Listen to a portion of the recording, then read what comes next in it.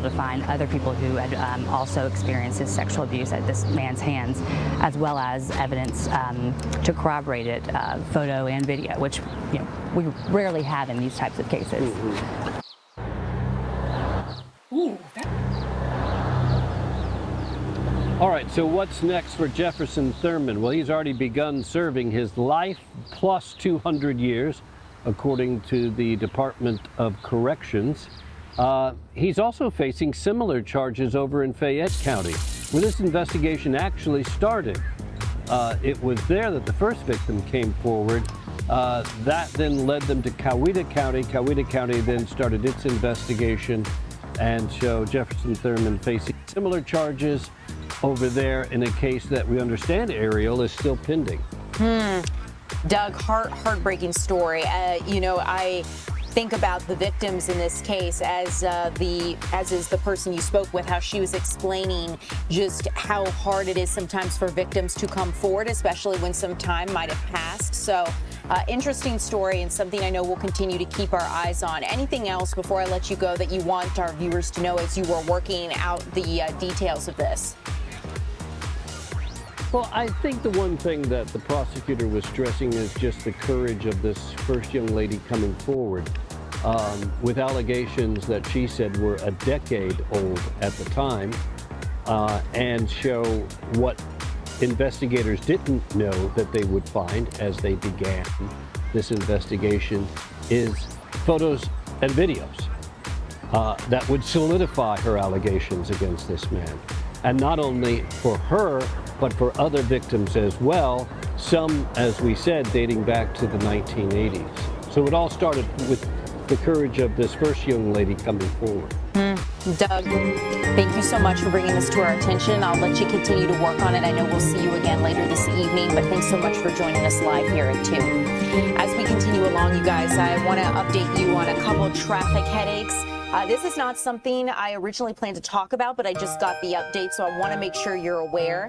That weekend closure that was supposed to happen last weekend with I-285, where all of the lanes were going to shut down, is now happening this weekend. So I-285 westbound lanes are going to be closing between MLK Junior Drive and Cascade Road.